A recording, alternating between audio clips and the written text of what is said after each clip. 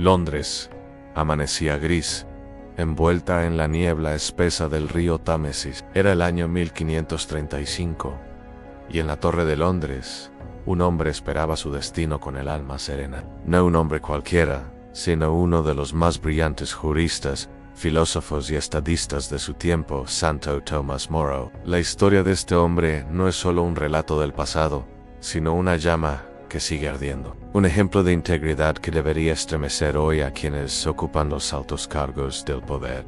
Tomás nació en 1478, en una familia humilde. Su padre, juez, le inculcó desde pequeño el amor por la verdad y la justicia. Dotado de una mente prodigiosa, Tomás se convirtió en abogado, escritor y político. Pero su pasión más profunda era la fe y la rectitud moral. A pesar de alcanzar las más altas posiciones, su corazón jamás se corrompió. Fue nombrado canciller del reino, el primer laico en ocupar ese puesto, y consejero de confianza del rey Enrique VIII. Pero el destino le tenía preparada una dura prueba. El rey, obsesionado con conseguir un heredero varón, quiso anular su matrimonio con Catalina de Aragón y casarse con Ana Bolena. Para lograrlo, rompió con la Iglesia de Roma y se proclamó cabeza suprema de la Iglesia en Inglaterra. Muchos, temerosos de perder sus privilegios, aceptaron esta traición. No importaban los títulos,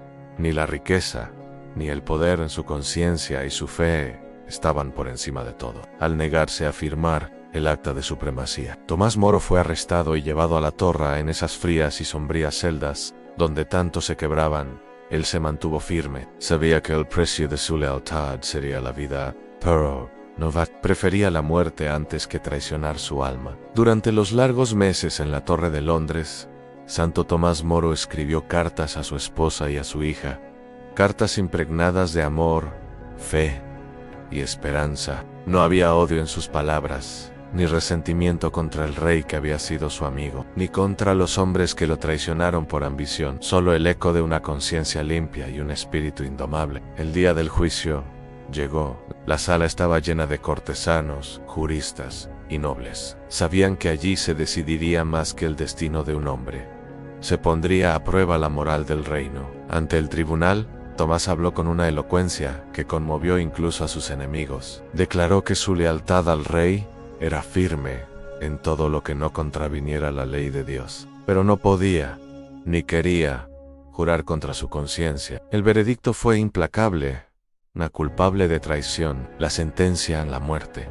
Aquel día, la noticia recorrió Londres como un rayo. Muchos se preguntaban en sus corazones, ¿cómo es posible que un hombre renuncie a todo por un principio? ¿Qué fuerza mueve a alguien a sacrificar su vida cuando podría salvarse con solo una palabra? Y allí estaba la clave: en la integridad. En tiempos en que tanto se doblaban como cañas ante el viento del poder, Tomás Moro permanecía erguido como un roble, fiel a su fe y a su conciencia. Su sacrificio no era un acto de orgullo, sino de humildad. Sabía que todo en este mundo es pasajero: en el poder, la fama, la riqueza. Solo la verdad permanece. Su ejemplo resonaba con fuerza en los pasillos del poder. Muchos políticos de la época, al ver su fortaleza, sintieron vergüenza de sus propias concesiones, porque Tomás no era un fanático ni un revolucionario. Era un servidor del bien común, un hombre que amaba profundamente su patria, pero que no podía colocar los intereses temporales por encima de la verdad eterna. El día de la ejecución, el 6 de julio de 1535, amaneció nublado, como si la ciudad misma se cubriera de luto. Desde las primeras luces del alba, una multitud se agolpaba en las calles. Querían ver por última vez a aquel hombre que se había convertido en leyenda viva. Tomás Moro salió de su celda con paso firme, su rostro sereno. Vestía con sencillez, como correspondía a un hombre que partía hacia la eternidad. Al llegar al cadalso, se dirigió a los presentes con una sonrisa tranquila. Su última declaración resonó con fuerza: muero como buen servidor del rey, pero primero de Dios. No era un acto de rebeldía, sino una profesión de lealtad suprema. Lealtad a una conciencia que no podía ser doblegada ni siquiera por el poder más alto de la tierra. Su sacrificio no fue vano. Ese instante quedó grabado en la memoria de Inglaterra y del mundo. Un hombre había preferido perder todo antes que traicionar sus principios. La cuchilla cayó. pero la vida y el ejemplo de Tomás Moro no se apagaron. Su figura creció con los siglos. Canonizado en 1935 por el Papa Pío XI, fue proclamado patrón de los gobernantes y de los políticos y con justa razón, porque pocos han encarnado como él la virtud que tanto necesita, el servicio público. Hoy, en un mundo donde la política se ve tantas veces empañada por la corrupción, la mentira y la ambición desmedida, la historia de Santo Tomás Moro brilla con renovado fulgor. Nos recuerda que el verdadero poder no reside en los títulos ni en el oro, sino en la fuerza de la conciencia, en la valentía de ser fiel a la verdad, aun a costa de todo.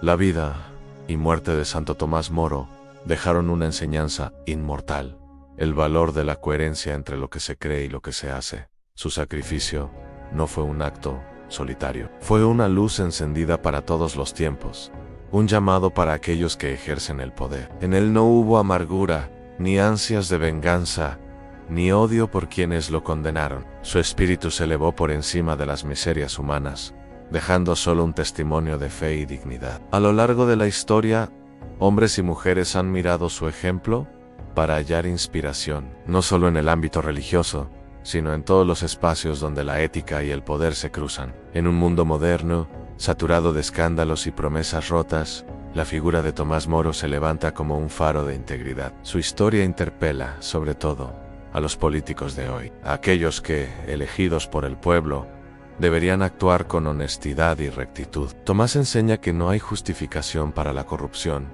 ni para la traición a los principios, que el verdadero liderazgo se basa en el servicio y la verdad, no en la conveniencia ni en el cálculo. Muchos creen que ser íntegro en política es imposible, que hay que jugar el juego, pero Tomás demuestra que sí se puede aunque cueste, que el precio de la fidelidad a la conciencia puede ser alto, pero su valor es incalculable, porque la historia no recuerda a los acomodaticios ni a los cobardes, recuerda a los valientes, a los que no se traicionaron a sí mismos. Hoy, en cada rincón del mundo, su nombre resuena en Santo Tomás Moro, no solo como mártir de la fe, sino como ejemplo de virtud cívica. No fue un hombre perfecto, pero sí profundamente humano, consciente de sus deberes para con Dios, su país y su conciencia. A los políticos, gobernantes y servidores públicos, su vida lanza un desafío. ¿Serán capaces de actuar con la misma honestidad? ¿Tendrán el valor de anteponer la verdad y la justicia por encima de sus intereses? En tiempos de crisis moral, la figura de Tomás Moro invita a una reflexión profunda. El poder no es para servirse a uno mismo, sino para servir al bien común. Que cada líder recuerde su ejemplo, que cada político se pregunte al mirar su imagen: ¿soy un verdadero servidor del pueblo o de mis propios fines? Que no teman perder el favor de los poderosos, sino el respeto de su conciencia, porque la historia juzga y la posteridad no olvida. El sacrificio de Santo Tomás Moro no fue en vano. Nos enseña que la integridad es posible, incluso en las más altas esferas, que la verdadera grandeza no está en la riqueza ni en la fama, sino en ser fiel a los principios más nobles, y que al final del camino no hay mayor honor que ser recordado como un hombre o una mujer de conciencia. Que su ejemplo inspire hoy y siempre, y que los políticos de cada nación tomen de su vida una lección inquebrantable. La dignidad y la verdad valen más que cualquier trono.